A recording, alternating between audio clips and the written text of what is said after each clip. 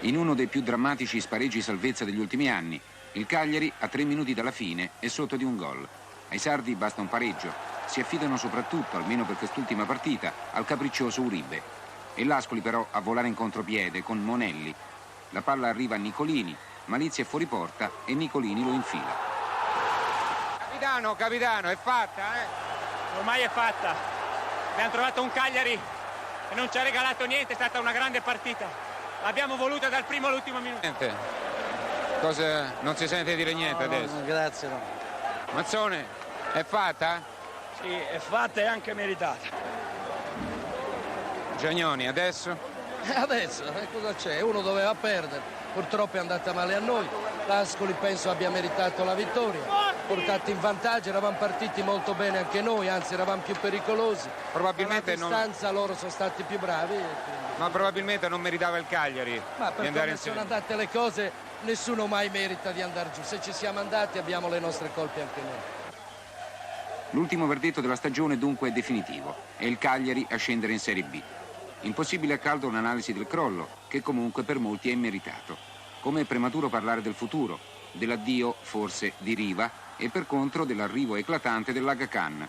Resta per ora l'amarezza di una stagione sbagliata da recuperare al più presto. Autentico dio bifronte, il calcio svela dall'altra parte una faccia piena d'entusiasmo. L'Ascoli si è salvato davanti al proprio pubblico, riscattando in extremis un disastroso campionato esterno. Le Marche dunque festeggiano, anche se ricorderanno a lungo questa paura. La prima festa in verità era toccata a Gianfranco Menegali, romano, 50 anni, 141 partite in Serie A. Ascoli Cagliari per lui è stato l'addio, adesso è in pensione. Lei voleva stare a Roma oggi? Non è che volessi stare a Roma, avevo chiesto, visto che chiudevo la carriera, di chiudere nella mia città. Comunque c'è un partita, bel evidentemente. pubblico anche qui. Sì, no, non discuto la partita. Era una festa quella, sarà una festa questa, insomma. È che la facevo nella mia città invece che ad Ascoli, tutto qua. Benissimo. Fra Mazzone e Giagnoni, 2 allenatori, è stato detto dalla faccia pulita, prima l'abbraccio, poi la sfida.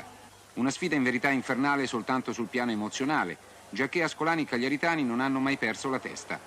Inizia naturalmente forte l'Ascoli e al 17° Malizia frena Monelli. 10 minuti dopo i marchigiani vanno in vantaggio. Lancio di De Vecchi per Novellino, stop di petto, palla a Greco che trova lo spiraglio giusto.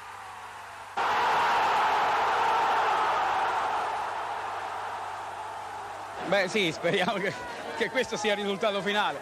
Comunque se ne male qualcuno, sono venuto qui, mi dispiace comunque. Purtroppo è una partita emozionante. Veramente, una partita terribile, una partita. Nella ripresa Giagnoni tenta il tutto per tutto, ma è ancora l'Ascoli a farsi pericoloso con Monelli al secondo. Al 19° la palla buona è per Boldini, ma il portiere cagliaritano compie un altro ottimo intervento. A 7 minuti dalla fine l'unico autentico brivido per l'Ascoli, ma Nicolini salva sulla linea. Proprio quel Nicolini che un paio di minuti dopo fa esplodere il Del Duca e consegna alle statistiche il nome della disgraziata partner di Catanzaro e Cesena. Per i tifosi sardi un mesto ritorno a casa. Per Rozzi l'impegno, lo ha promesso, di non sparlare più per un anno degli arbitri.